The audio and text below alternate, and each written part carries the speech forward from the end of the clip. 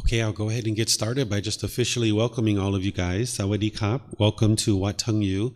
Today is actually the third day of a 5-day course that I've been teaching, and there's students that are actually probably going to be showing up. They've been showing up a couple minutes behind, but I'm going to go ahead and get started because our live stream starts at 9 o'clock, and there's students online who are joining us as well. So welcome to all of you guys, whether you're here at the temple or you're online. I imagine there's going to be some more students joining us as we get going.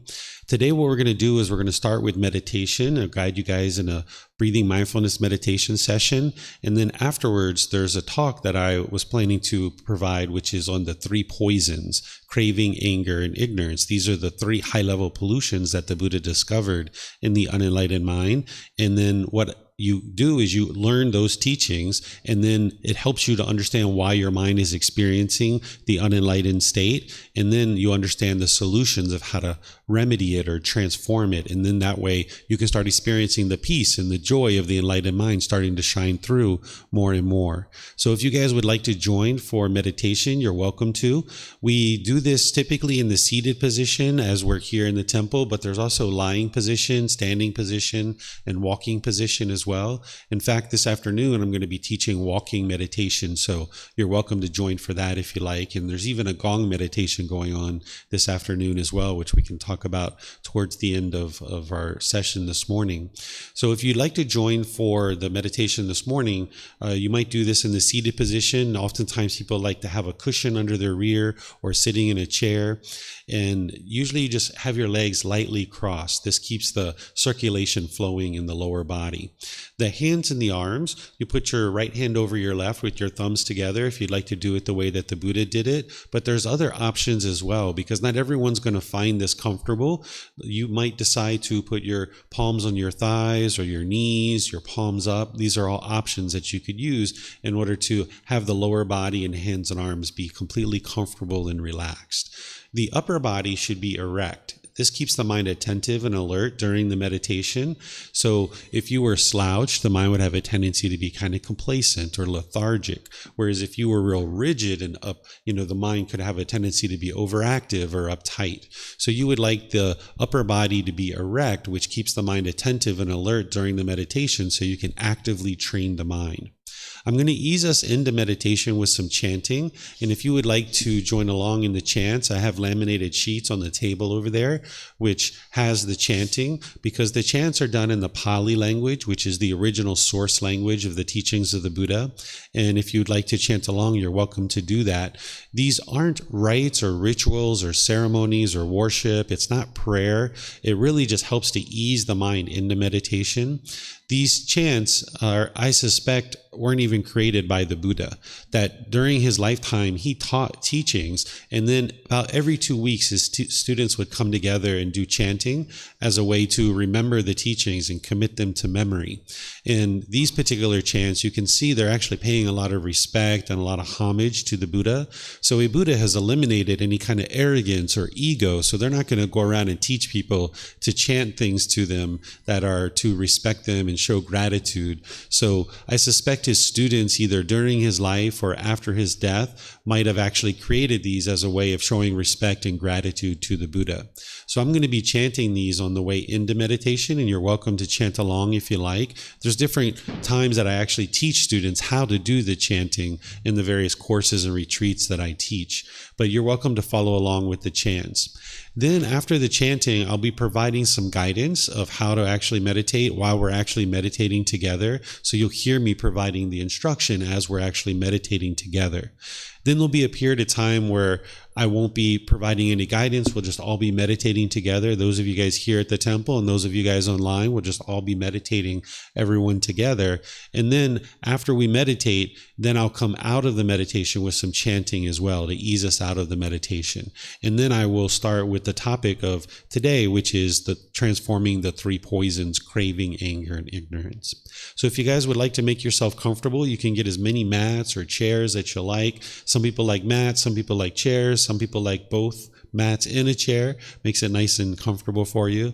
So feel free to make yourself comfortable. And by the way, for those of you guys here at the temple, there's a bathroom in the back, the very last door. You're welcome to use that at any time. There's even water that our students have provided. So you're welcome to get some water and make yourself comfortable as you're here throughout the morning or throughout the day, however long you choose to be here. So I'll go ahead and get started with the chanting. And as I mentioned, you're welcome to join along if you like.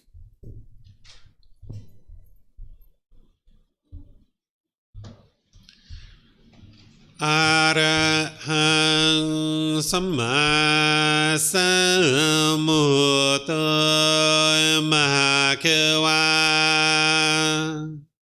Bhutang Mahakavanhang Abhivateyami Savakhato Mahakavata Dhammo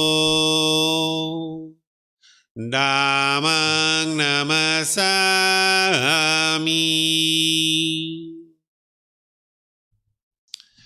Supatipano Mahakavato Sāvaka Saṅkho Saṅghang Namami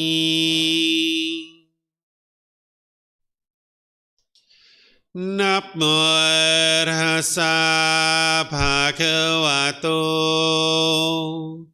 Arahato Samma Sambuddhassa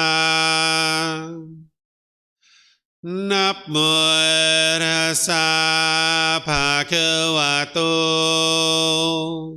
Arahato Samma Sambuddhassa Namo Tassa Bhagavato Arahato Samma Sambuddhassa Iti piso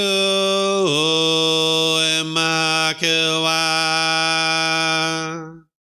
Arahang Samma Sambuddho Vichacharanang Sambuddho Sakhato Rokavito Anuttaro Purisa Dhamma Sati Satatawap Manusanang Bhutto Bhagavati.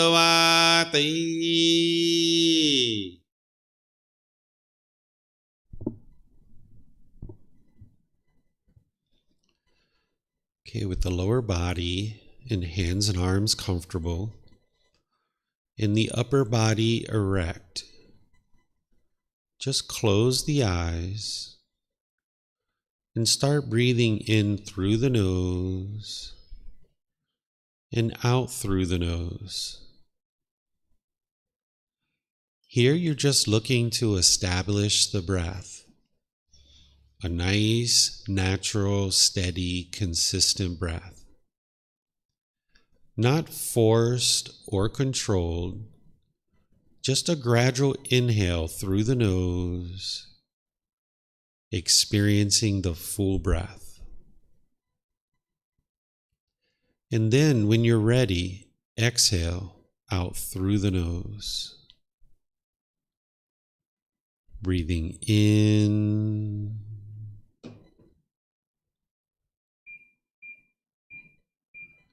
and out.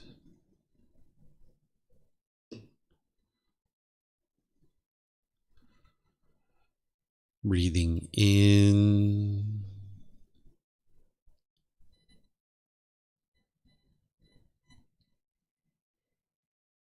and out.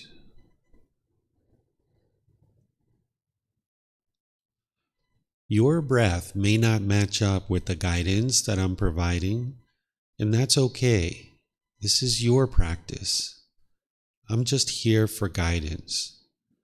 You can use this voice as a reminder that whenever you get to your next inhale, breathe in gradually through the nose, establishing a nice, natural, steady, consistent breath. And then, when you're ready, exhale out through the nose. Breathing in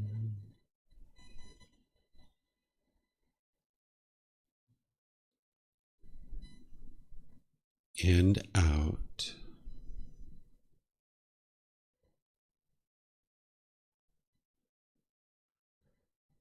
Breathing in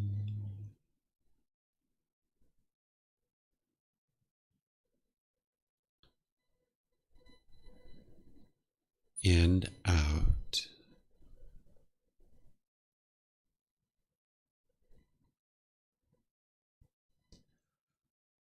With the breath well established, start focusing the mind on the breath, either the sound of the breath coming into the nose or the sensation of air moving over the skin into the nose.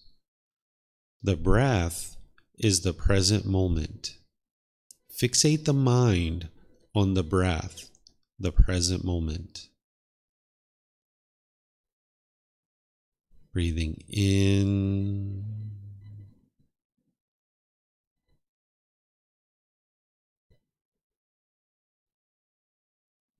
and out.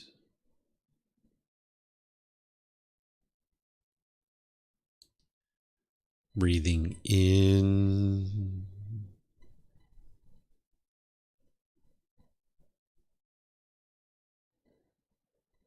and out.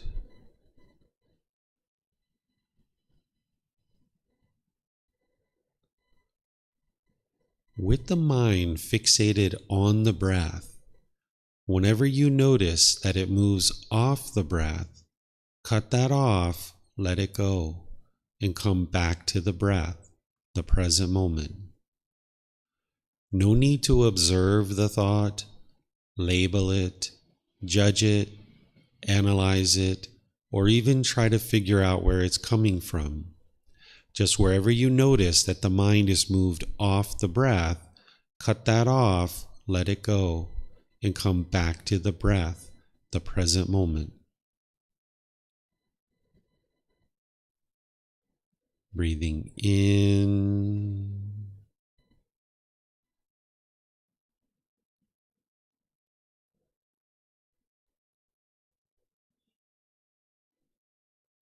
and out.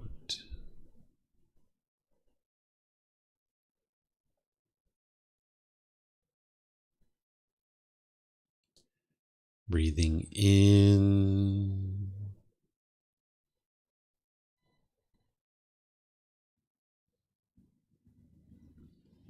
and out.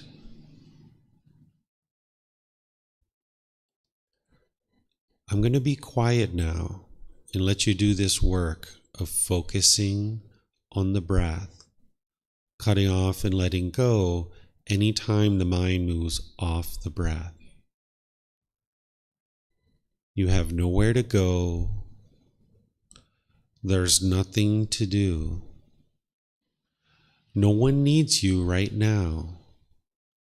This is your time to focus on the breath. Breathing in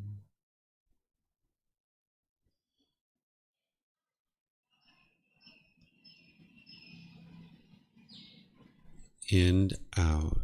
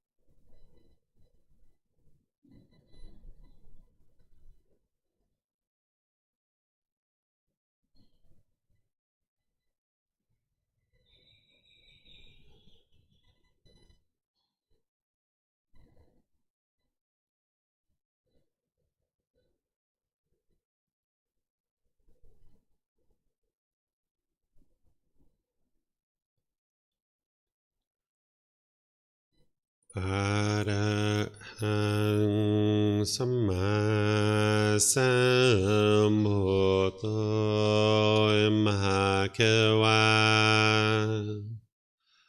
พุทธังมหาเขวันหังอภิวาเทมิสวากขาโตมหาเขวตาธัมโมธัมมังนามัสสามิสุปฏิปันโนมหาเขวโตสาวกสังโฆสังฆังนามามิ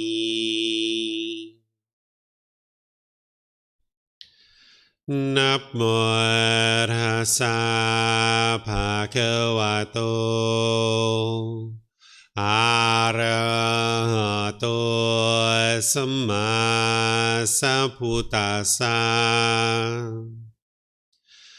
นะโมตัสสะภะคะวะโตอะระหะโตสัมมาสัมพุทธัสสะ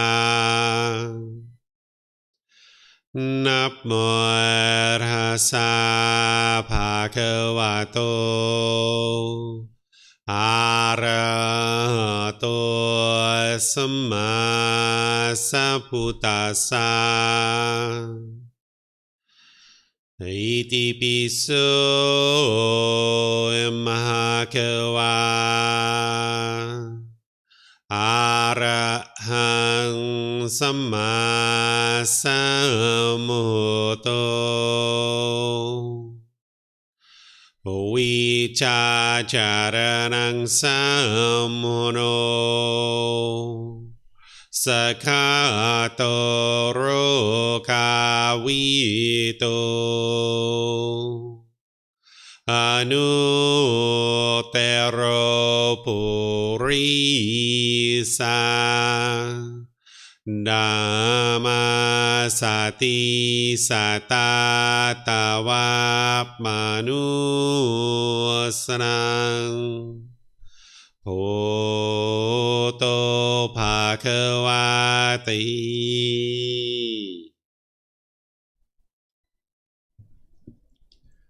Right, if you guys would like to slowly make your way out of meditation,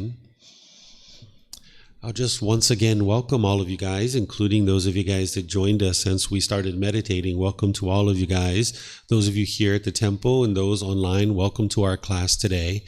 This is Breathing Mindfulness Meditation. This is a primary form of training that the Buddha used in order to move his mind to enlightenment. But there's other things you need besides just meditation. You wouldn't be able to meditate your way to enlightenment, but you also wouldn't be able to get to enlightenment without meditation either. So there's various teachings that you need in order to help you to train your mind and move the mind to this peaceful, calm, serene, and content mind with joy, where the mind is permanently peaceful, having eliminated anger, sadness, frustration, irritation, annoyance, guilt, shame, fear, boredom, loneliness, shyness, resentment, jealousy. Even the slightest displeasure is eliminated from the enlightened mind. You don't even experience a bad mood anymore. You're always in a good mood. And you'll notice that their mind is focused and concentrated. There's clarity of mind. There's deep memory. Your personal and professional relationships will really blossom because you're not being rough and harsh and hostile in your relationships anymore. You've trained your mind to eliminate the conditions that are causing those things to occur. And the topic that I'm going to be discussing today is actually those conditions that are causing the mind to stay stuck in the unenlightened state, where there's bitterness and hostility and animosity and resentment towards others.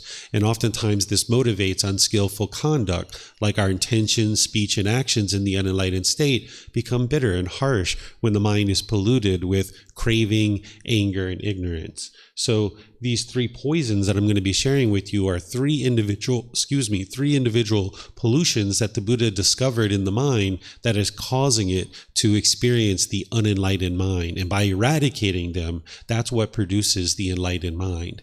In reality, this goes much deeper than just these 3 poisons, but the Buddha teaches in these layers. If you've been exposed to the teachings of the Buddha, or you've been learning the teachings of the Buddha, you might have learned the 4 Noble Truths. This is something I taught yesterday in this course. And this 4 Noble Truths are kind of a window into the teachings of the Buddha, helping you to understand what is causing the mind to experience discontent feelings like anger, sadness, frustration, and others.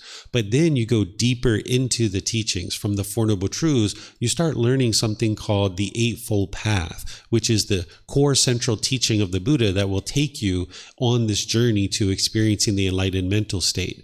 And then at different times, you need to learn other teachings besides the 4 Noble Truths and the Eightfold Path. In meditation, you need to dive deeper to understand the enlightened mind or the unenlightened mind so that you can move it to the enlightened mind. So the 3 poisons or 3 unwholesome roots or 3 fires are 3 individual things that are causing the mind to experience the unenlightened mental state. And what I'm going to do today is I'm going to share with you what those are so that you can understand it, and then you can actually understand the solutions. I'm going to be sharing with you the solutions of how to eradicate these from the mind.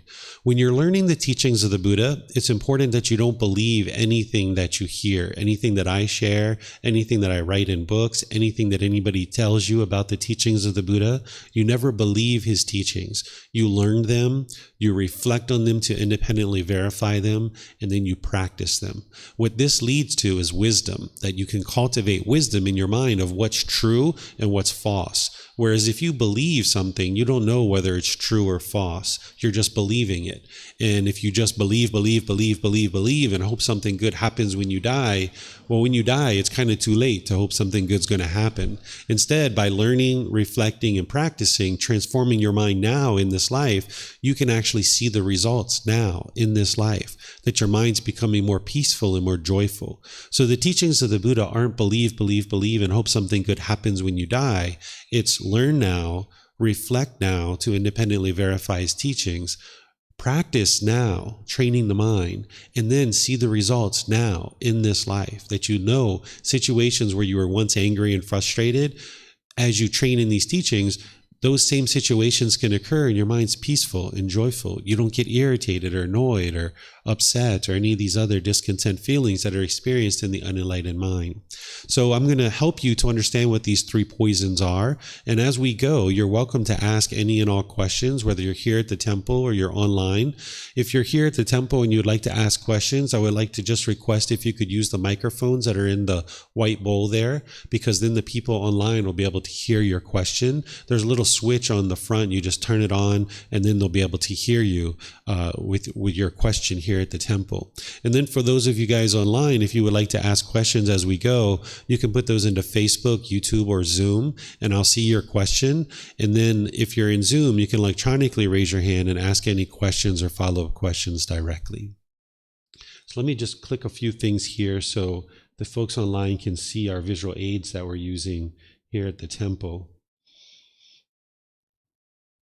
Okay.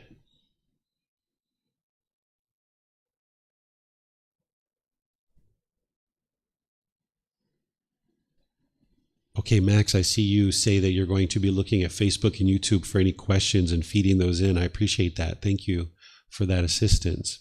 So first, let's just talk generally about what the 3 poisons are before we go into them specifically. They're referred to as the 3 poisons or the 3 unwholesome roots or the 3 fires. You'll hear people referring to them in different ways, depending on who you're actually learning from. What these are is we refer to them as pollutions or taints, or some people refer to them as defilements. This is what the Buddha discovered that is causing the mind to be shaken up with anger, frustration, and so forth. Some people refer to the Buddha almost like a doctor, that he kind of observed these symptoms in his own mind. He figured out what the cause of those things are, and then he figured out the remedies and how to fix them, the solutions, kind of like a prescription. A doctor would prescribe a prescription. So these 3 poisons are describing the cause, the underlying cause of these symptoms of things like anger, frustration, and all these other discontent feelings. Those are the symptoms. Those aren't the actual problem. The craving, desire, attachment, as you're going to hear, is the actual cause of the problem. So the symptom is the fear, the guilt, the shame, the frustration, the resentment. That's all a symptom of what's going on in the actual mind. So you're going to learn in the 3 poisons of what's actually causing these things to occur. Because how could you ever eliminate your anger and frustration and other discontent feelings if you didn't understand what's causing it? So the teachings of the Buddha are helping you to awaken to the wisdom of what's really going on inside the mind. He essentially takes human psychology and he brings it down to a very common way of understanding it in a common language that the average person can understand without having to get a master's degree or a PhD in psychology. So you can understand how your mind's functioning. You can understand how the world around you is functioning through very common understanding. But as long as these pollutions are in the mind, you will struggle and have certain challenges and difficulties in the world. So by understanding what these are and eradicating them, you can experience the peace and the joy and the radiance of the enlightened mind. So these 3 poisons explain how the unenlightened mind is making decisions through these unwholesome roots. And when you make decisions through these unwholesome roots, it's going to produce unwholesome results. These unwholesome results is what someone might refer to as unwholesome karma. If you've ever heard the word karma or kama, karma is a Sanskrit version of this word. It's a certain language. And then the original teachings of the Buddha are in the Pali language. So people who usually study the original teachings of the Buddha will usually use the word kama. If this translated to just one English word, I would use that English word because it would be much easier for everyone to understand. But it doesn't translate to just one English word. What the natural law of kama is, or karma, is its cause and effect, or action and result. It's the results of your decisions. Some people think of it as punishment and rewards, but I don't recommend that you do that. It's not punishments and rewards. It's not a mystical, magical thing. It's not a black cloud following you around. It's not something to believe. There's no entity or being that's controlling this and deciding who gets punished and who gets rewarded. That's not what the natural law of karma is. Instead, it's the results of your decisions. When you make certain decisions, there's going to be a result. When you make wise decisions, you're going to experience wholesome results. And when you make unwise decisions, you're going to experience unwholesome results. So this is wholesome karma and unwholesome karma. And what you would be interested in doing, of course, is making wise decisions that lead to wholesome karma. But when you lack wisdom of the natural laws of existence that the Buddha taught, it would be very challenging to make wise decisions. You're going to naturally make unwise decisions that produce unwholesome results because you lack wisdom in the unenlightened state. So what you're awakening to on the journey to enlightenment is you're awakening to all the natural laws of existence, namely the natural law of karma, of cause and effect, or action and result, the results of your decisions. And that's why you're not believing the teachings, because with belief you won't know what's true or false, but instead you're learning, you're reflecting, and you're practicing. And this is what's going to lead to the awakening of the mind. And you've done the same thing with other natural laws, like the natural law of gravity. We were all unawakened to it as we were first born and we came into the world. So because of our lack of wisdom, we made unwise decisions that produced unwholesome results. We fell down, we hit our head, we knocked over certain things and broke them. We broke our toys, we fell down. We had all kinds of difficulties with the natural law of gravity because we lacked wisdom of this natural law. So we made unwise decisions that produced unwholesome results. But slowly but surely, we saw the truth for ourselves and we gained wisdom of the natural law of gravity. And when we did, we started making wiser decisions that produced wholesome results. And now we tie our shoes, we look at the surface of the sidewalk when we walk, we climb the ladder nice and, with a lot of awareness. We get on airplanes, we ride bicycles and motorbikes because we now understand the natural law of gravity really well. We fully awoke to this natural law, and now we don't struggle and we don't have difficulties in the world anymore because we have this wisdom. So when the mind's experiencing anger, sadness, frustration, and other discontent feelings based on these pollutions or these unwholesome roots, the mind is struggling and having difficulties because it's lacking the wisdom of how to train itself. Essentially, the mind is being plagued by these three poisons, and now these three poisons are plaguing the mind, and this is why one will find it challenging to have focus, concentration, clarity of mind, and deep memory. We will find that the mind is oftentimes unskillful with our moral conduct, and we interact in ways that are bitter and harsh and hostile towards people. And now, because of the natural law of karma, the results of our decisions is that comes back to us. The bitterness, the hostility, the harshness comes back to us. So by awakening to this natural law, by learning, reflecting, and practicing, you'll be able to see the truth for yourself. And then these three poisons, because they're unwholesome roots, whenever you're making decisions through these unwholesome roots, it's going to produce unwholesome results or unwholesome karma. So by understanding what these are and eradicating them from the mind, then you can make the decisions based on the wholesome roots. And now when you make wise decisions, then it will produce wholesome results in your life. And this is why you can get to a point where you only experience wholesome things in your life. That when you're making wise decisions through your wisdom of the natural law of karma, you will only experience wholesome results coming back to you. So these three poisons explain how decisions made through these three unwholesome roots are going to produce unwholesome results in your life. And you'll be able to see that as I share it with you today. Then they provide a clear description of the problems that are going on in the mind and the solutions of how to actually solve them. When we talk about them as poisons, you might hear people talk about the solutions as antidotes to these poisons. Or when you hear people talk about them as the three wholesome roots, they might talk, the three unwholesome roots, they might talk about the solutions as the three wholesome roots. Or they might talk about them as fires. If they talk about them as the three fires, they will usually talk about the solutions as the way to extinguish these fires in the mind. Because by eliminating these poisons or uprooting these unwholesome roots or by extinguishing these fires, that's where the mind is then experiencing the enlightened mental state. And that's a gradual training, gradual practice, and gradual progress that you'll be able to train the mind to gradually experience more and more qualities of the enlightened mind.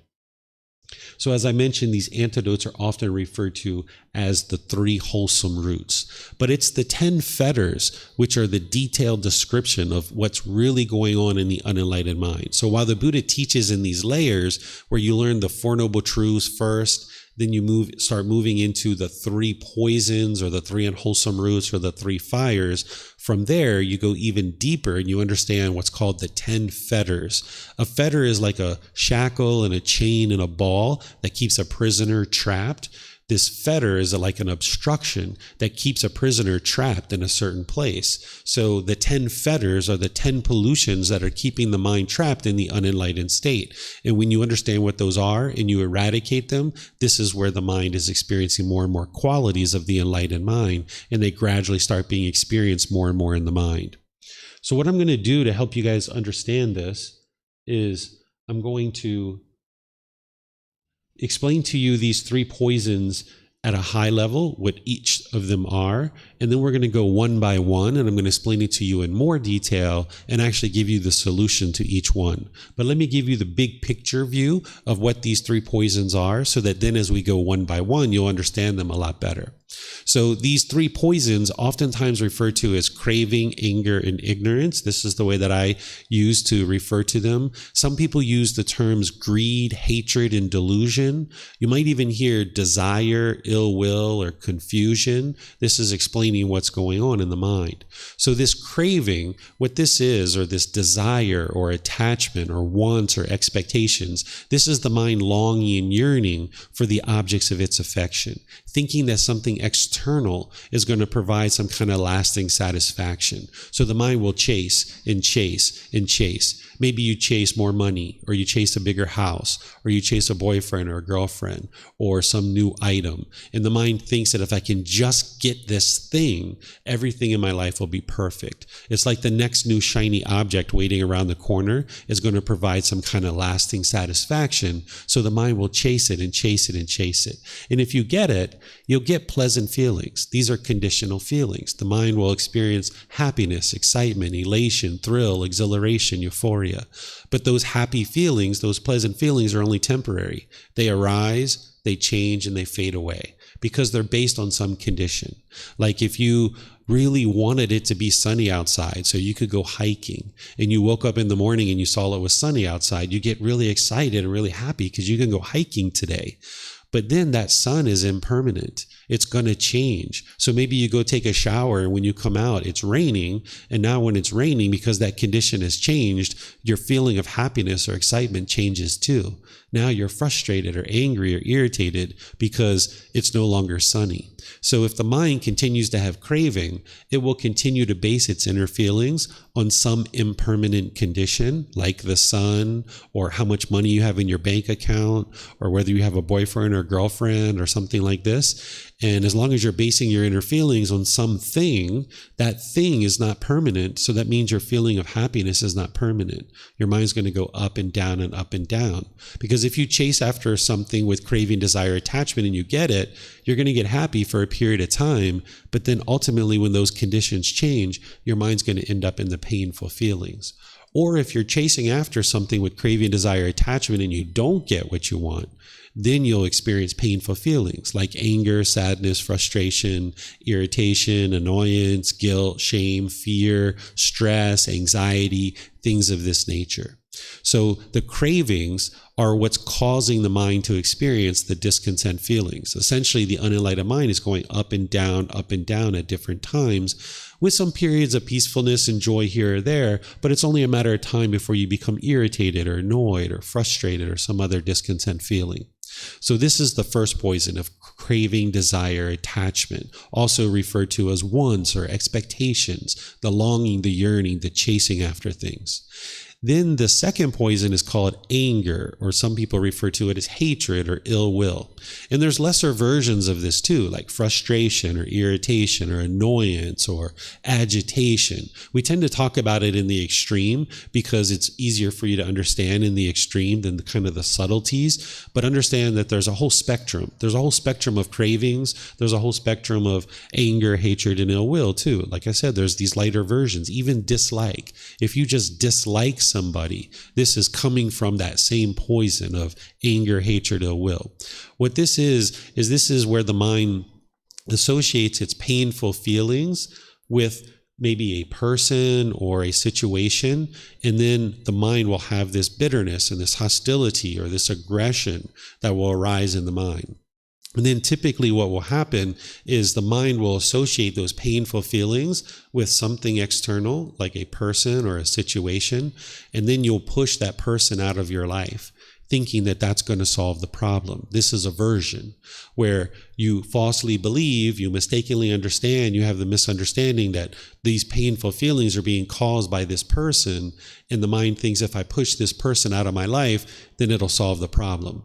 But it doesn't solve the problem because you just get irritated or annoyed or frustrated about something else. It's only a matter of time because you haven't really solved the true problem, which is the actual craving. Or if you're not pushing somebody away with aversion, the second thing you might do is you might become bitter and harsh and hostile towards somebody through your intentions, your speech, or your actions. And then they will choose to leave out of your life because they're not interested in being around the harshness and the bitterness. Or the third thing that can happen is you might put your expectations on somebody, trying to control them to do things your way. Because of the cravings in the mind doesn't realize what it's doing. It just thinks if I can get things my way, if I can just get mom or dad or brothers and sisters or my life partner or my children, if I can just get them to do it my way, everything would be perfect. So the mind just longs and yearns and chases and wants with this craving, and the mind oftentimes will put expectations on other people, trying to control them to do things your way and wanting them to do it your way. But that doesn't solve the problem either, because people can't do things your way permanently. And there's 8 billion people in the world. You can't control 8 billion people to do things your way. So the Buddha helps you to understand that it's your own mind that you need to train. It's not 8 billion people. It's not that 8 billion people are doing things wrong. It's just that they're doing things different than what you would do. right? And as long as you have craving in your mind, wanting it done your way, then you're going to continue to experience this anger. And the whole reason why all of this is occurring is the third poison, which we translate to ignorance. But a Buddha wouldn't have used the word ignorance, because in today's language, this is kind of a derogatory term. If we refer to somebody as being ignorant, it would be like degrading somebody and talking down to somebody. A better way to think about this poison is the unknowing of true reality. Because a Buddha is not going to talk in a degrading, disparaging way. And an enlightened being is not going to talk in a degrading and disparaging way to other people. So a better way to think about this poison is an unknowing of true reality, or a misunderstanding or confusion. The unenlightened mind is confused. It thinks that the way to get to happiness is chase these external things. If I can get more money, if I can get a better car, a better house, if I can get famous, if I can get new clothes, if I can get this or that or this or that, that's what I need. That's what's going to make everything better. So let me just chase these things. And the mind doesn't understand that that's just going to be temporary happiness, right? It's not going to lead to permanent joy and permanent happiness. And then when the mind has these painful feelings that arise with the anger, it associates those painful feelings with something external, this person or this situation. And that's why the anger now results typically in pushing somebody away, or becoming bitter and harsh and hostile, or putting your expectations on somebody. So it's coming from this unknowing of true reality, this confusion, this lack of wisdom, that as long as that is in there, then the mind will keep chasing. It'll keep chasing. It'll keep chasing its cravings and thinking that that's the way to solve its problems. But it doesn't. It just is a continuous cycle that you chase. In some cases, you get what you want and you feel good for a period of time, but then ultimately your mind ends up in the painful feelings. And sometimes you chase. You don't get what you want. You end up in the painful feelings. And now when the mind is experiencing the painful feelings, one of the ways that it thinks to get out of these painful feelings is to get its pleasant feelings. So it'll start chasing some more. So if you've ever come home from a hard day at work and you've had a drink of alcohol, this is the mind trying to get to pleasant feelings. You had a really hard day at work, you're experiencing all these painful feelings, and someone might turn to alcohol or drugs or sex or gambling or shopping or something like this. If I can just get this external thing, it'll take the mind out of those painful feelings into something more comfortable. But now this is just a continuous cycle that it gets that comfortable thing, whether it's drugs or alcohol or sex or gambling, or maybe you go shopping and you buy a brand new thing, and it's temporarily pleasing, maybe for a week or two or three or however long, but then the mind ends up right back into the painful feelings again. And it's this cycle that just continues around and around and around. So this is all occurring because of the ignorance or the unknowing of true reality, this lack of wisdom.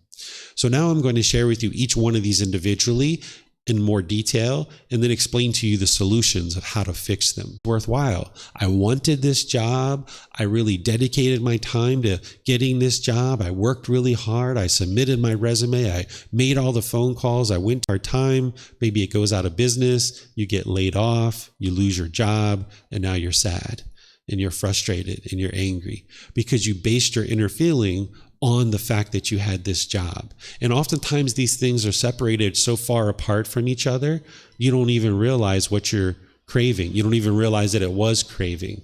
The mind just starts blaming other people. You might blame your boss. You might blame your coworkers. You might blame the CEO of the company. You might blame other people for these painful feelings that you're having, right? And the mind is just kind of stuck in this continuous cycle.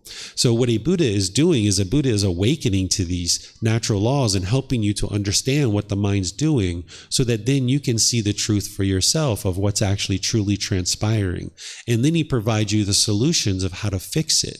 So a Buddha is not giving you rules or commandments. He's not trying to control you or convince you to do anything. He's just explaining to you what he did in order to get to this peaceful and joyful mental state. And if you have an interest in experiencing that peaceful and joyful mental state, then you can learn it. You can reflect on it to independently verify it, and you can practice it and see the truth for yourself that it works. So with the craving, desire, attachment, the mind longing, yearning, and chasing after things, You'll experience ups and downs throughout your life, not just based on a job, like this is one example, but another example that I oftentimes give is like, say you find a new partner, say a boyfriend or girlfriend starts showing interest in you, or you're showing interest in them. And now when you guys first get together, everything's so wonderful. You get all these pleasant feelings. They're taking you out to the movies, you're going to dinner, you're spending time having conversations, you're taking nice walks in the park. It's just beautiful. You might even be having intimate contact with each other, having sexual contact. Everything's so pleasant. But somewhere along the line, the expectations start stacking up more and more and more, either your expectations or their expectations. And over time, there's more and more discontentedness in the relationship. There's more agitation and irritation because in some cases you're getting what you want, in some cases you're not. Some cases they're getting what they want, in some cases they're not. And now the relationship becomes agitated or irritated. You guys get frustrated with each other and the relationship's over and you end the relationship. And now there's anger or frustration even more that comes in. What this is this is the mind craving permanence. It's wanting this relationship to be permanent when in reality it was never permanent. From the very beginning, it was always impermanent. But the unenlightened mind didn't understand the universal truth of impermanence, that everything around you is impermanent. So when you were in the relationship, the mind was holding on and holding on and holding on. And then when it was over, the mind didn't understand that impermanence, and because it was craving permanence, it wasn't getting what it wanted, which is this relationship to be permanent. And now the mind experiences anger, frustration, sadness, or some other discontent feeling. The same thing is occurring if you've had somebody close to you that has died, and then you grieved during their funeral or after their death. Oftentimes we think that love is causing grief or the misery at the time of death, but it's not love. Love is a genuine interest in seeing all beings be well. But what's causing the grief at the time of a funeral is that the mind's craving for grandma or grandpa to be permanent, or mom or dad, or brothers or sisters, or friends. They're not permanent. They were born, so they had to die. So when the mind's holding on, craving for them to be permanent, then it will grieve at a funeral, not understanding the universal truth of impermanence. The same thing happens at weddings. When people get married, that oftentimes family members are crying or grieving at a wedding because this person is going off into the world and mom and dad realizes they're not permanent. They're not going to be with you permanently. They're going to go off into the world and be with somebody else. Or if the parents take their child to college, sometimes parents can grieve or cry at college, when they drop their kids off at college because of the impermanence. Oh my goodness, they're not going to be with me permanently. They're going away off into the world. So there's sadness sometimes or grief at that time. Or if you have a brand new car and you get all these pleasant feelings because you have this brand new car, and then you park it at a store, you go inside, you come out and there's a scratch on the car. And now you're sad, you're angry, you're frustrated, you're irritated. It's not the person who scratched the car that's causing this frustration. It's not the scratch itself. That's not what's causing the mind to be angered or frustrated. It's the craving, it's the desire, it's the longing, the yearning, the wanting, the expecting for this to be permanent, when in fact, all of these things around us are impermanent. So this is the problem that's causing these discontent feelings, no matter what the feeling is, whether it's anger, sadness, frustration, irritation, annoyance, guilt, shame, fear, stress, anxiety, resentment, jealousy. It's all being caused by the same underlying pollution, which is craving, desire, attachment. The solutions that the Buddha gives you for this are breathing mindfulness meditation and generosity. These are the two generalized trainings that you're using on a consistent, ongoing basis in order to train the mind to let go. Because with craving, desire, attachment, the mind's holding on. It's clinging. It's wanting things to be permanent. So in that breathing mindfulness meditation that we did this morning, you're training your mind to have awareness of mind or mindfulness. so that you can be aware when these cravings occur, that you can feel the longing and the pulling, the mind chasing after the objects of its affection. You can notice it with your mindfulness. So you're going to need to gradually train your mind with breathing mindfulness meditation to be able to develop the awareness of mind. And you're also developing concentration when you're practicing breathing mindfulness meditation, because you're focused on the breath. And you need that concentration to be able to be focused so you can know what's going on inside your mind with mindfulness. Then when your mind moves off the breath and you cut that off and let it go and bring the mind back to the breath, you're building in the quality of the mind that is able to easily let go. Because the mind doesn't want to let go. With craving and clinging, it wants to hold on permanently. So you're training the mind and exercising the mind in meditation to easily let go. And that's what you're doing in this breathing mindfulness meditation. You're not training to eliminate your thoughts. You won't be able to eliminate your thoughts as long as you're alive. You're going to have thoughts.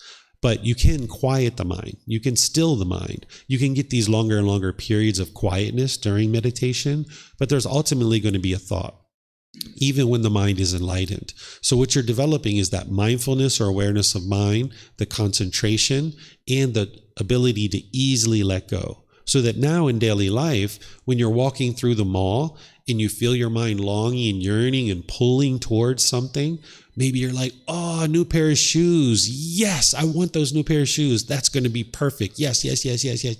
I want those new pair of shoes. But then you feel your mind pulling and you're like, hold on a second. I've got 30 pairs of shoes at home. What is one more pair of shoes going to do for me? How is it going to make my life better? It's just going to be an extra expense. Do I really need one more pair of shoes? And you might decide to pull the mind back and restrain the mind. It's not that the shoes are the problem. We need shoes to walk around safely in the world, right?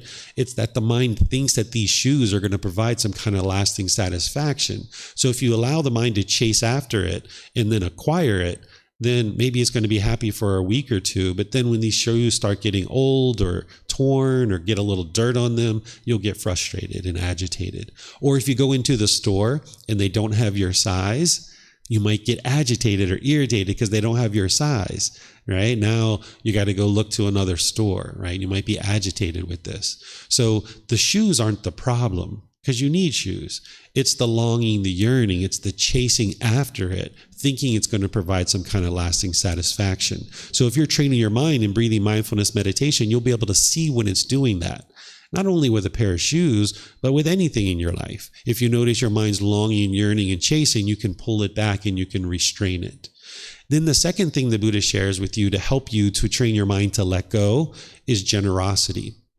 Generosity is the giving and sharing of your time, your effort, your energy, and your resources more than is strictly required in any given situation without any expectation of anything in return. Because with a mind that has craving, desire, attachment, and if your mind is unenlightened, you have craving, desire, attachment, there tends to be a certain amount of selfishness in the mind, where the mind holds on. It only wants things to be self-satisfying, and you're only willing to potentially do things in certain situations that are for your own benefit. So by you practicing generosity, where you're sharing your time, your effort, your energy, and your resources, you're willing to give and share without any expectation of anything in return, it trains the mind to let go. Because with craving, desire, attachment, the mind's going to want to hold on. So if you can get into a practice of sharing your time, effort, energy, and resources without any expectation of anything in return, this is really helpful for your mind. You can be practicing not only meditation each day, but you can be practicing generosity.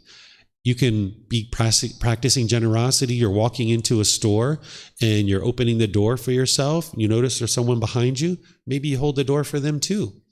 But you got to be careful, because if you're standing there expecting them to say thank you and they don't say thank you, you're going to get upset. You're going to get frustrated. So you need to be practicing generosity because you know it's enhancing your mind. It's helping your mind. It's a wise thing to do. You're not doing it because you expect something back, but you're doing it because it's a wise thing to do. You see somebody drop something on the floor, you might take time to pick it up and say, sir, ma'am, you've dropped this, right? Or you might share some food. You go out to lunch, you might buy some food for your friends or your classmates or something like that. Sometimes when people come to the temple, they like to maybe give a little donation to the temple to help us pay for electric or water, things like this. There's lots of ways to practice generosity in the world. So you can find ways on a daily basis to practice generosity, and this trains the mind to let go so that you're not holding on so tightly. So this is the first one, craving, desire, attachment. And we use breathing mindfulness meditation and generosity to train the mind to let go. Because with craving, it's going to want to be holding on and chasing after things. Do you guys have any questions on this? You can ask here at the temple, or if you guys are online, you can ask through Facebook, YouTube, or Zoom. Or in Zoom, you can raise your hand electronically and ask any questions that you like. Max, I see you have your hand up. Do you have a question, or somebody else? Yes, it looks like it's maybe more of a comment on Facebook. I don't quite understand it. Would you mind checking that out? Sure. You said on Facebook, right? Sir. Okay.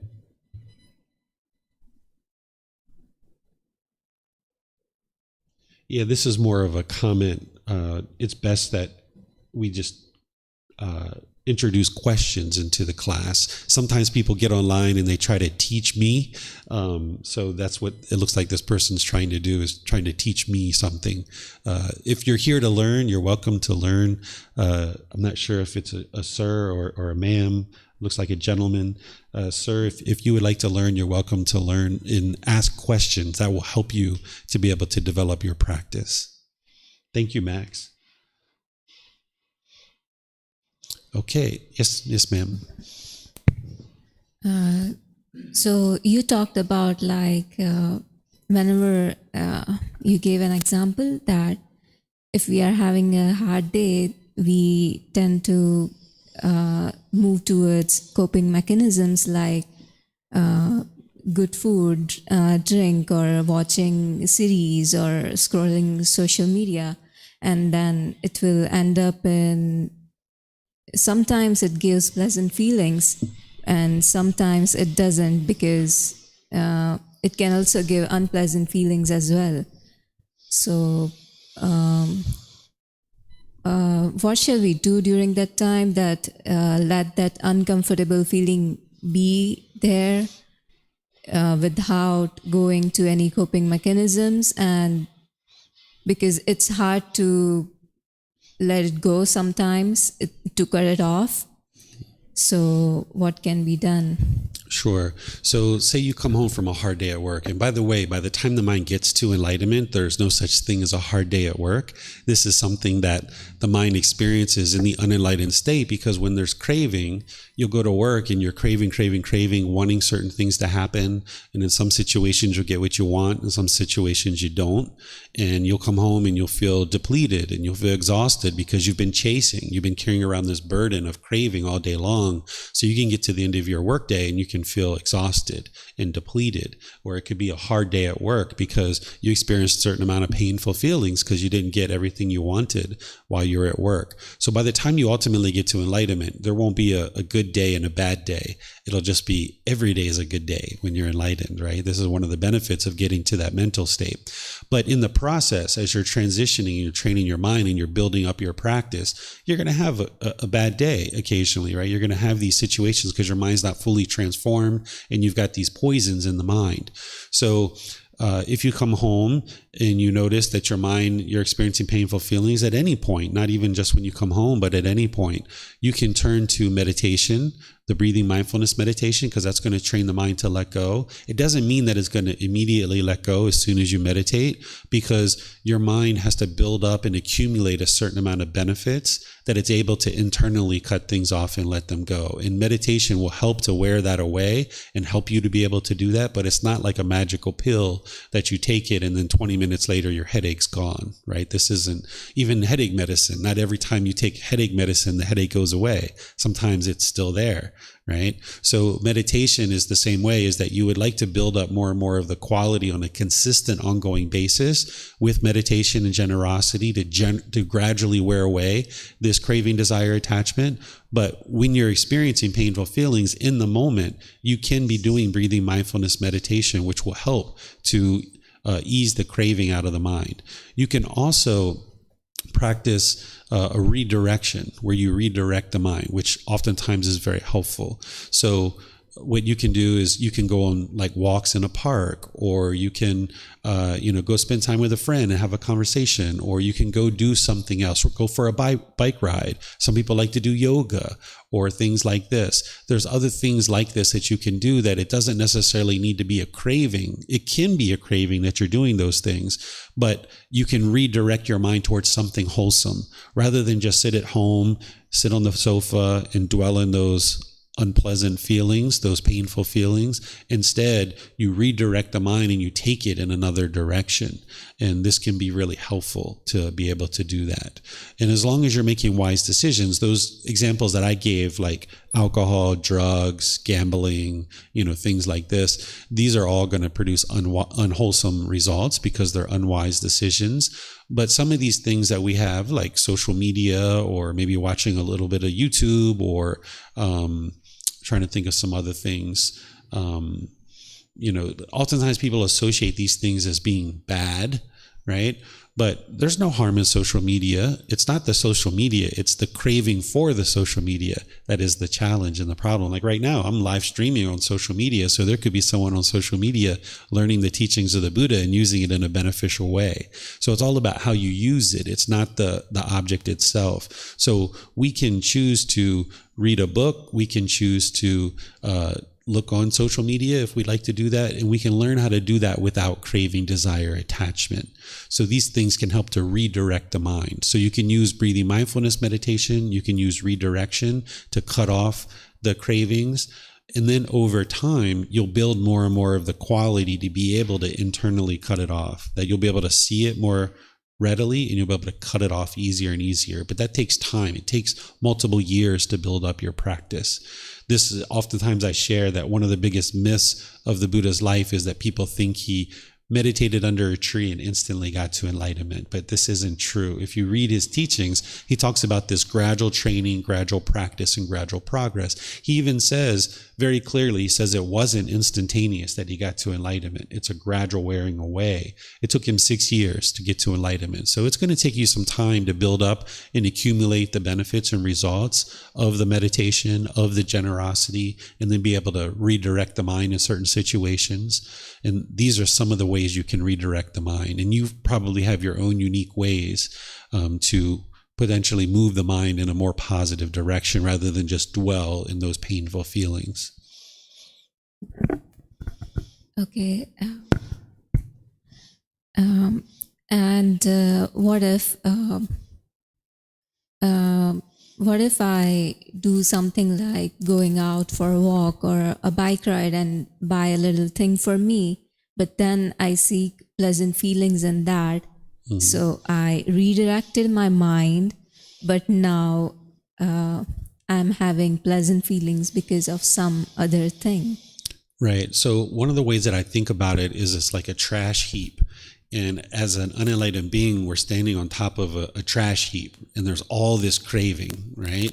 And what you're doing is you see some of the trash under your feet, which I don't know, let's just say we have a craving for a boyfriend or a girlfriend, and we're having painful feelings because of this. And now our relationship's over and we're having those painful feelings. And that's one of the cravings that are under our feet on this trash heap. Well, now we're trying to clear that craving out, and maybe we turn to going to a walk or going to buy a piece of chocolate cake and eating a piece of chocolate cake. Well, this is a craving too. What we're trying to do is trying to strip back our cravings. And each time we clear off some of the trash on the trash heap, there's more trash under your feet because you keep dropping down and dropping down. Another way to think about it is like, maybe a better analogy is peeling an onion. Like there's different layers that you're peeling back, and you got to peel off one layer. But when you peel off one layer, you get to another one and another one and another one. But if you keep peeling or you keep clearing off the trash on the trash heap, eventually you're going to get to solid ground. So in some cases, you might use one craving to be able to help you eliminate another craving. So I'll give you an example. My son was attached to sleeping with his mom at one point. He really wanted to sleep with his mom all the time. And then when she wouldn't sleep with him, he would get angry. He would get frustrated and irritated. So we had this extra room that when we bought the house, it was for him, but he just has never slept in there. And I knew he had a craving to TV, and he really wanted to watch TV a lot. So I was talking to him. He was about 8 years old. And I said, I was thinking about setting up that extra room that we've had. I was going to set it up for you, but you probably aren't interested in sleeping in there because you always sleep with mom. He's like, yeah, I like sleeping with mom. That's where I want to sleep. I was like, yeah, you can sleep with mom if you like. But, if you'd like to sleep in that extra room, we have that TV. I was going to put the TV in there so you could have a place to sleep in, and you could have your own place to hang out. Sometimes you could go in there and play your toys, not just to sleep, but maybe during the daytime, you could go in there and just play with your toys a little bit, and you have a little private place just to relax for yourself when you'd like to get away from things. And he's like, okay, Dad, let's do that. Right. So then for about 3 months, he started sleeping in that room, and he enjoyed kind of watching the TV a little bit. So it was like using that craving to help him get rid of this other craving. And then once he got rid of the craving to his mom and he was sleeping in the room for 3 months, he eventually eliminated that craving, but then he still just enjoyed sleeping with his mom. And he would sometimes sleep with his mom and sometimes sleep in the room. And then, of course, after that craving was gone, then I had to help him get rid of his craving to the TV. So then there was a period of time where he came home and the TV was gone. It wasn't in his room anymore. So I was helping him get rid of his craving to his TV, right? So you kind of do one by one by one by one. And when you're doing this, the mind becomes more focused and more concentrated because you're getting more and more of this pollution out of the mind. And that other part where I was talking about not letting the mind dwell in the painful feelings, as long as the mind's wired to experience these conditioned feelings, and the longer you allow it to stay wired like that, it's going to keep experiencing these conditioned feelings. So the more fine-tuned your mindfulness is, that you can be aware of these feelings that are occurring, or even as a bodily sensation, since I know you understand the 4 foundations of mindfulness, the sooner you can catch it and not allow the mind to be wired that way with the conditioned feeling, the less and less likely it will be to form a conditioned feeling. So if you just allow the mind to sit around for hours in those painful feelings and just dwell like at home with the painful feelings, it's just allowing the mind to continue to stay wired with those painful feelings. You're trying to like decouple it and retrain it and rewire it to no longer experience that. So that's why you'd like to have your mindfulness really fine-tuned so you can jump on it right away and rewire the mind.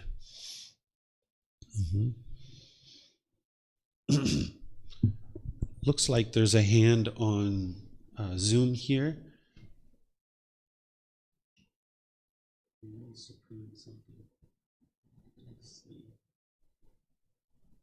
Okay, if you'd like to, you don't have an actual name there. If you'd like to ask a question, you're welcome to. Hi, sir. Good morning. Good morning. How are you? Fine, thank you. So kind of you. How are you doing, sir? I'm fortunate, I think, or it's a call from universe. I just was surfing on YouTube and I popped up this video, and seeing the mindfulness meditation word caught my attention.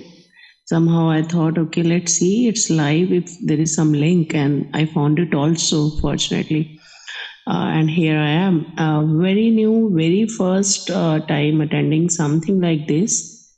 I have no clues much, only 1 or 2 people I've seen some time back, a video. She's a coach, now very popular coach on YouTube for a lot of things, life coach basically. And she had mentioned this terminology, mindfulness, in one of her videos long back. When she was going through a tough time, anxiety, this, that, a lot of mental things. And she came out of it and she became a coach also now. So I was always keen to learn, and but logical mind was mentally look around. I didn't put much effort, honestly, but always wanted something authentic, coach or somebody who actually direct from sources I can learn. And maybe universe has just given me this, connected you to people. I really need to know. You just mentioned four fundamentals of mindfulness, and what is actually mindfulness, and can it help me to? I'm really in my relationship with my mother. God's grace, all these things, what you were saying materially, uh, not much into all this stuff from childhood, but suffering a lot in relationship with my mother. I want to come out of it somehow, want to change my life. It was never earlier like this, and from few years it is like violent and kind of things, I really need help in that. Is it possible? Can this mindfulness meditation can help me in that also, and to become a better human being and to catch awareness where why patterns are coming and how to dewire the brain and things like that. I really worked a lot of things, but I am failure all of the time. Sure. Help me, sir.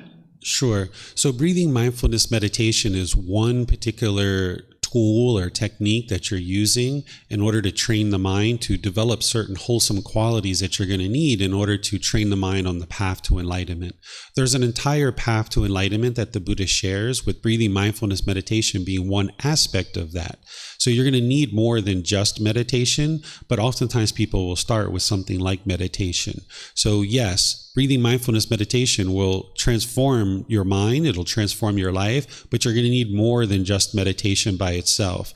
So since this is your first time getting exposure to the teachings that I'm sharing, what I would recommend you do is go to buddhadailywisdom.com. From there, you'll see online resources, and there'll be classes and courses and retreats as well. And you'll be able to attend the online training. You'll be able to get the books and all these different things, audiobooks, podcasts. It's all available to you at no cost. So you'll be able to dive into understanding the entire path to enlightenment. And mindfulness and breathing mindfulness meditation are certain tools and certain qualities that you're going to need to cultivate in your journey to improve the condition of your mind in your life as well, in your relationship with your mom. What's the site name? Can you please repeat again? Sure. It's buddhadailywisdom.com.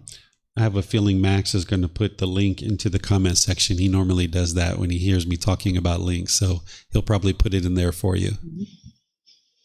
Fine. And when you said more than mindfulness, what you are referring to, just a glimpse, like what more extra apart from this meditation I can cultivate and think of? I'm sorry, I didn't hear your question. You just said that mindfulness and few more other things I have to work on. What are those? Just for an example, like what I can add on apart from meditation. Yeah, if I was you, what I would do is go to that website and download the first book. You'll see the free books there. Download volume 1 and start reading the first book, because there's a whole plethora of teachings that you're going to need. It's not just one thing. It's not just 5 things. It's not just 10 things. There's a lot of different things that you're going to need to learn. So if you start with volume 1 and go chapter by chapter, and at the end of each chapter, I have a video, I have a podcast, I have the audiobook. There's even live classes on Sunday, Wednesdays, and Saturdays that you can tune in online, and you'll be able to gradually learn. So there's a lot of different qualities that you're going to need, not just mindfulness and not just meditation. So you'll need to dive into the resources there to help you. I got your point, sir. And how to get in touch with you people, because this is coincidentally I got the link, and how to be regular and the timings, difference timing between your country and here in Delhi, India. Sure. From that same website, if you go to the online learning, you'll see the very first link is for the group learning program. I would suggest that you start with that program. It's a 7-month program. And when you click on that link, it's going to give you all the details of the classes, how to log in, the times, the resources and books, and all those different things. And is there any WhatsApp group also? I'm sorry? Is there any WhatsApp group also, sir? Yes, there's a Facebook group. You'll see that in the online resources as well. I'm sure that once you get on the website, you'll be able to figure it out from there.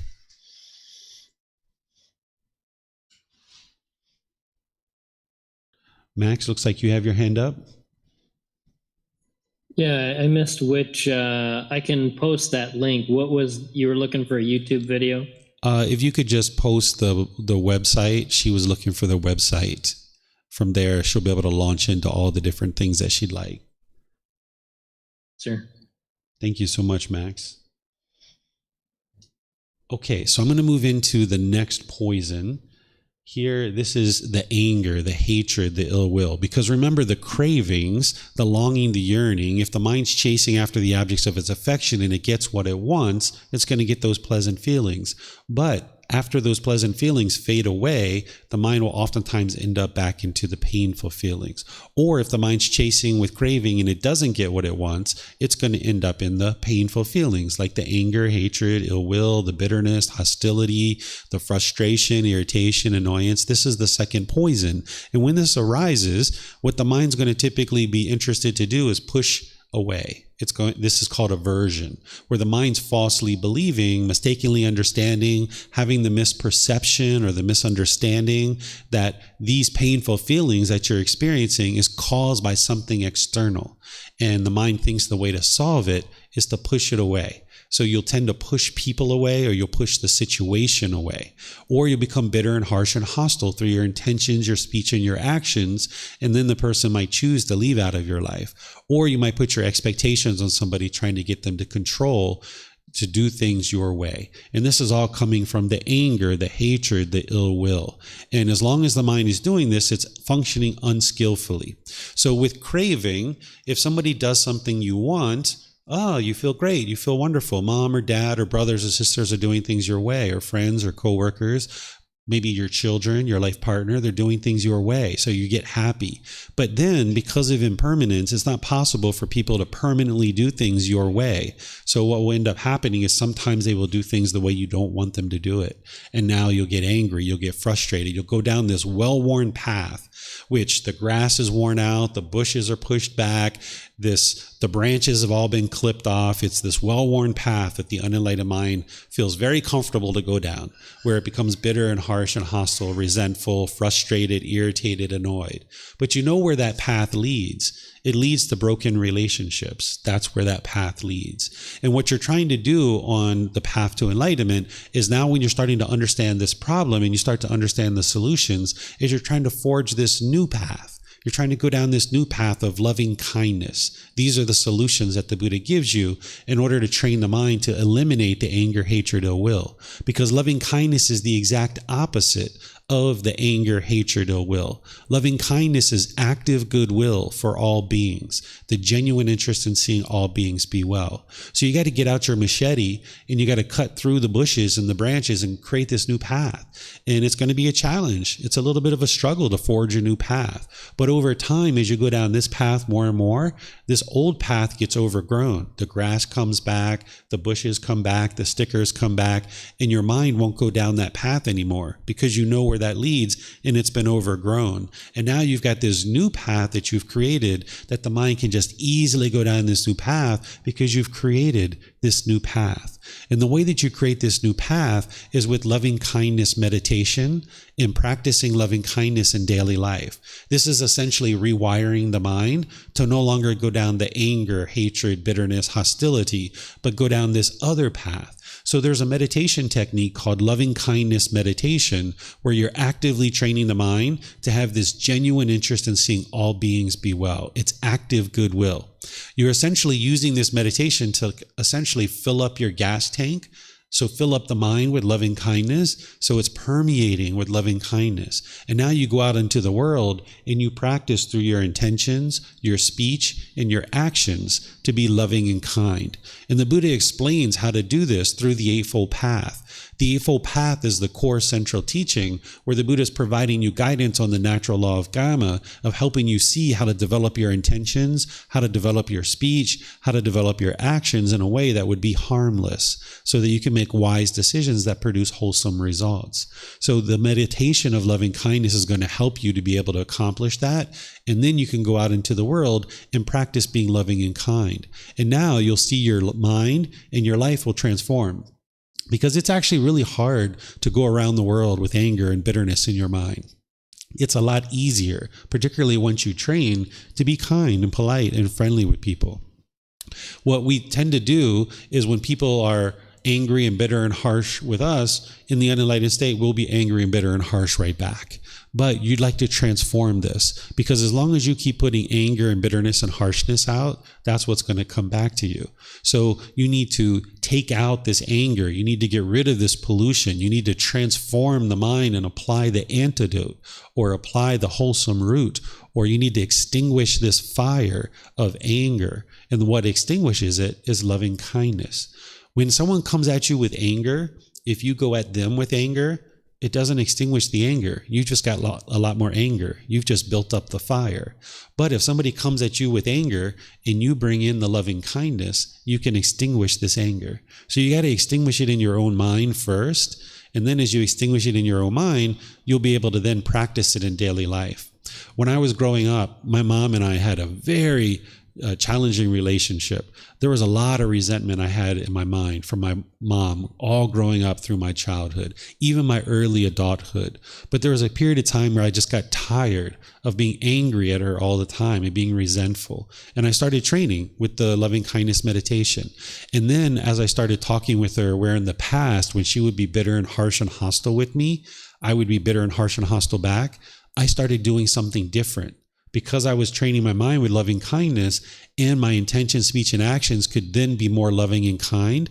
As she was bitter and harsh and hostile to me, I would sometimes ignore it, or I would sometimes say to her on the phone, I would say, Mom, our relationship is way too important to me than to be angry and bitter and harsh back with you. I know I've been that way in the past, but I'm going to choose not to do that anymore. And I'm just going to get off the phone and let you think about what you just shared and what you just said. And maybe we'll talk another time. I love you, Mom. Be well. Right? And then she would get off the phone. It would be maybe 3 months or 6 months. And sometimes either she would call me or I would call her, and we would start over. It was like a restart. Right? And I didn't hold on to any feelings from the past. I would just let go. I would let go of the resentment. And now I would start practicing loving kindness and being more respectful and polite, even though she was being bitter and harsh and hostile. And over time, our relationship completely transformed. She got to the point where she stopped being bitter and harsh and hostile to me. She was just being loving and kind because that's all she was getting from me. But in the past, where she was being bitter and harsh and I was being bitter and harsh right back, it was like a rubber ball bouncing around. She would pick up the hatred and throw it around. I would pick up the hatred and throw it around. She would pick up the anger and throw it around. I'd pick it up and throw it around. She'd be frustrated and throw that rubber ball around, and our heads were spinning because these rubber balls were bouncing around. But what I did is I changed. I did something different, which is what the Buddha taught, right? So when she would pick up the rubber ball of anger and she would throw it, I'd be like, okay, I'm not interested in picking that ball up. And it would lose its energy and it would just roll to the corner and it would just be still. It would just sit there in the corner. And now she wasn't getting any anger back from me. And she kept throwing that ball around for a period of time, for probably a couple of years more. But it kept getting less and less and less and less because she realized David doesn't want to play ball anymore. He's not throwing the ball around. It's not fun to throw the ball to myself. I don't like that, right? When the mind gets angry and hostile, people usually like it when you're angry and hostile back. Oh, they thrive on that, right? So if someone's being angry and bitter and harsh with you, if you just remain calm and peaceful and either ignore it and just keep moving on in your day or however you're going to do it, if you don't feed the energy, if you don't give anger and hatred back, it'll lose its energy. And over time, you can transform your mind and you can transform your relationships. But it's going to take you some time. And you'll need to train in these teachings doing loving kindness meditation and practicing loving kindness in daily life. That's what's going to fix your own mind, and then it'll improve your relationships as well. Any questions on this one? Yes, sir. If you could use the mics, we have a couple of them around.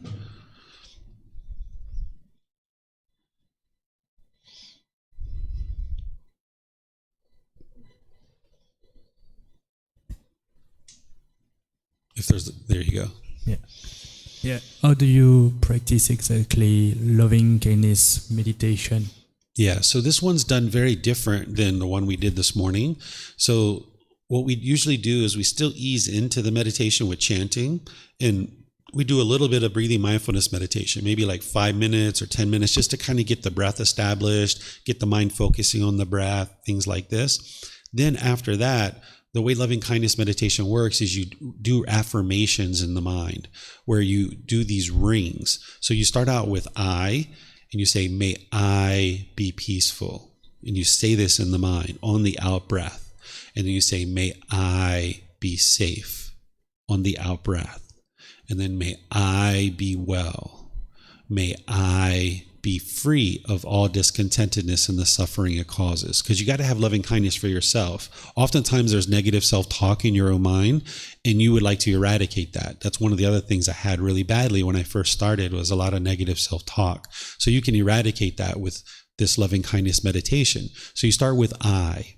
Then you start expanding your rings wider and wider and wider until you ultimately get to your last ring. After about 6 or 8 rings, all beings, because you're not interested in leaving any beings out whatsoever. And then in the middle there, you create rings of people who you currently have loving kindness for, and you would like to support them, encourage it, allow it to continue to permeate in the mind. So maybe your parents or your brothers or your sisters or people like this that you already have loving kindness for.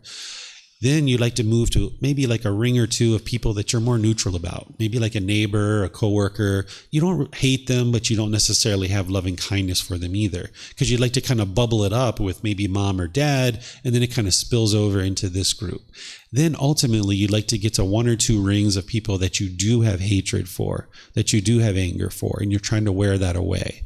And now you might need to do that for several weeks or several months. And then over time, you'll eventually eliminate your anger towards those people. And now you might customize your meditation a little bit differently. There might be other people. So like when I was first doing this, I was actually a business owner, and there would be certain customers or employees, or one time the landlord came in and threatened to kill me in front of all my employees and my customers and stuff. And I had a little bit of anger there when he threatened to kill me. So I meditated with him, I forget his name, but may he be peaceful. May he be well. Maybe he be free of discontentedness, right? So he was in there for maybe like a week or so until I realized that the mind didn't have anger. Sometimes I'd be on my way to work. Somebody would cut me off in traffic and I would get angry. And maybe for 2 or 3 days, I would put them in there. Or maybe I wasn't even sure if I was angry at them or not. And I just would like to make sure that I didn't hold on to anything. And they would show up in my meditation for a couple of days. So this meditation is more customizable, where you would like to customize it based on what's going on in your mind. And that's where the mindfulness is there to help you be aware of what's going on in your mind, and which individuals or groups of individuals do you have anger towards. So then after these affirmations, then you go back to a little bit of breathing mindfulness meditation, maybe just 5 minutes or so, because you can have some anger bubble up. There was times like before the meditation, I didn't have any anger in the mind. Oh, it was in there, but it hadn't arisen. And then when I would do the meditation, it would kind of like bring it up, kind of like taking the carpet back, and the dust would fly around. So then you use a little bit of breathing mindfulness meditation on the backside to kind of like cut all that off and let it all go. And then if you go back to chanting, you can go back to chanting. So it's kind of like a sandwich. In the middle, you've got your loving kindness, and then you got your breathing mindfulness on either side, and you've got your chanting on either side of that. And I teach this in the courses and in the retreats and the books and the audiobooks and stuff like this. Thank you. You're welcome. Max, I see you have your hand up. Go ahead. Are you still there, Max? I think I maybe had it left up from before. Sorry, sir. Okay. Yeah, I think you and the other person too, that you guys still have your hands up from before. Okay, so I'm going to move into the next poison, which is the very last one, and the whole reason why these other 2 actually even exist. If it wasn't for this last one of ignorance or the unknowing of true reality, craving and anger wouldn't actually exist in the mind. What ignorance is, or the unknowing of true reality, this is the confusion or the misunderstanding, where the unenlightened mind misunderstands what's really truly going on. The mind thinks and firmly believes that other people are causing you to be angry, that we walk around doing this. It's his fault. It's her fault. Well, instead of thinking about it as fault or blame, when you get angry, there's nobody to blame. There's nobody at fault. It's just that the mind is lacking this wisdom. And if you can see it that way, then you can feel less guilty when you get angry and you get frustrated. Realize that every being that has ever been born is unenlightened. Every single being that's ever been born is unenlightened, because otherwise we wouldn't be born if we weren't unenlightened. If we were enlightened, we wouldn't come back into the world and continue to be born. So when you get frustrated, when you get agitated, when you get irritated, rather than run away from that, it's better to walk towards it and figure out what are the cravings that are causing this. This is how you actually get to wisdom, is that you investigate the mind, you become introspective, and you develop your wisdom. That's what's going to transform this ignorance or unknowing of true reality. So you learn things like the 3 universal truths, the 4 noble truths, the Eightfold Path, the 5 precepts, the natural law of karma. You learn extensive meditation training. There's many teachings that you're going to need besides just this particular teaching that I'm sharing with you. This is explaining the problems and it's explaining the solutions at kind of like a high level. But then you would like to dive deeper into it through various courses, retreats, books, audiobooks, even personal guidance. You can get personal guidance with me. You can sit down and we can spend time together either here in Chiang Mai or even online. You can schedule appointments and we'll meet in Zoom, and I'll be able to help you to be able to train the mind and understand the training that you need in order to make the improvements and improve the condition of the mind. So it's just a lack of wisdom. That's all it is. When you get angry, when you get frustrated, when you're feeling guilty or shameful, you're not a bad person. You haven't necessarily done anything wrong. It's just that the mind lacks wisdom. And when you take the time to gradually learn and gradually practice, you can gradually improve. So no need to beat yourself up. No need to feel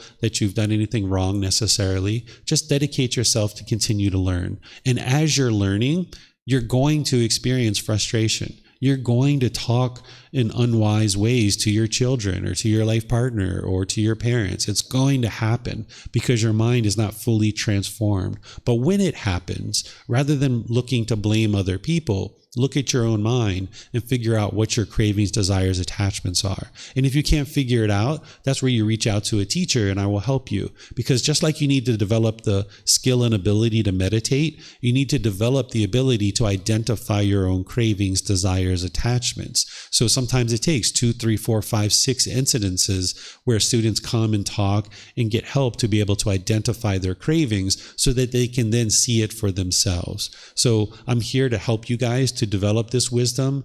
There's all kinds of resources to be able to do that. There's books, audiobooks, videos, podcasts. There's classes and courses and retreats here and online when we live stream them.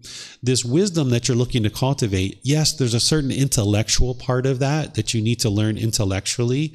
But the way to eradicate your ignorance is to actually practice. That's where the real transformation is occurring. When you're meditating, when you're outside talking to your friends and you're using right speech, or you're talking to your mom, or like when my mom called me on the phone and she was bitter and harsh and hostile. And I was like, Mom, our relationship's more important to me than being bitter and harsh and hostile. I know I did that in the past, but I'm choosing not to do that anymore. Let's talk another time. That's practicing the teachings. Rather than being bitter and harsh and hostile in that situation, I chose to use right intention and right speech. And all of that is coming from what we call right view. What right view is having the right view that your mind is causing its own discontentedness. If you have wrong view, you will blame other people for the discontent feelings that you experience. You would like to get to the point where you can see more and more clearly that it's your own cravings in your mind that are producing this anger, and it's all coming from this unknowing of true reality or this ignorance. And you can transform this by gaining more and more wisdom. So any questions on this particular poison of ignorance or unknowing of true reality? Max, I see your hand up again. Is that that's a new hand, right? Yes. Their name is Simran on Zoom.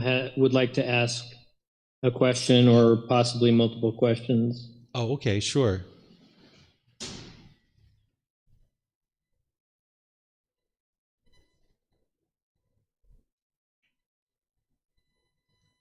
Go ahead, ma'am. You can. There you Yes, go. yes, thank you.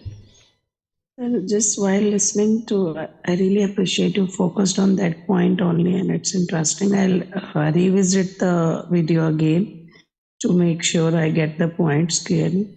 Also, one thing till the time I start on a path, and as I said, I'm new, and I start working on myself mentally and other areas.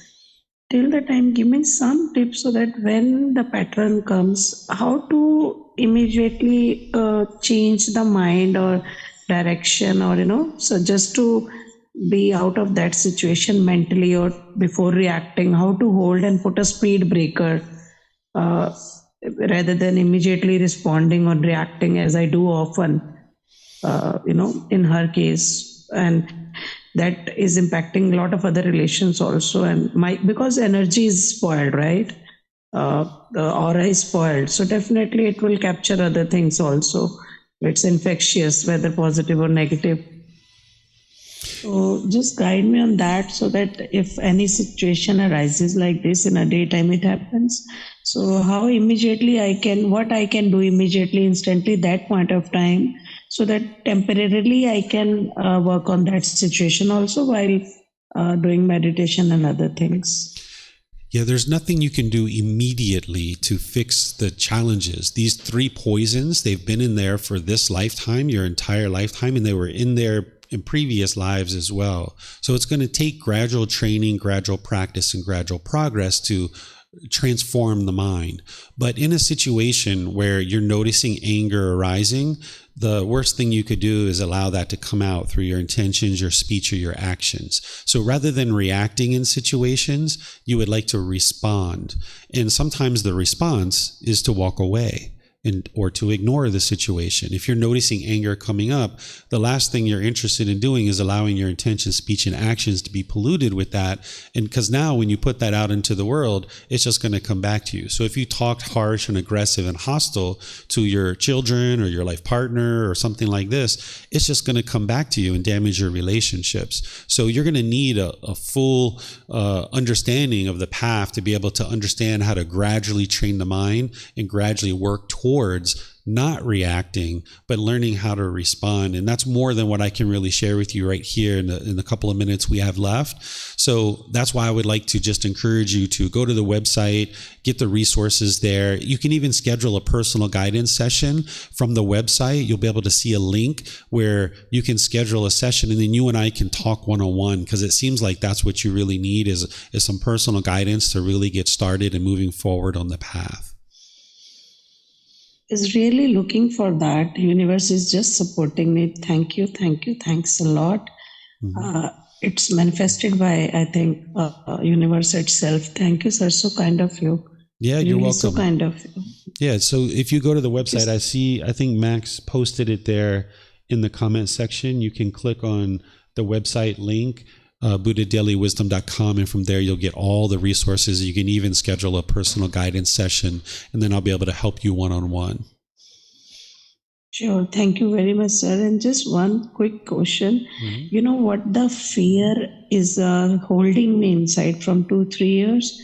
Some astrologer, somebody just vaguely told me my mother's life is very short further.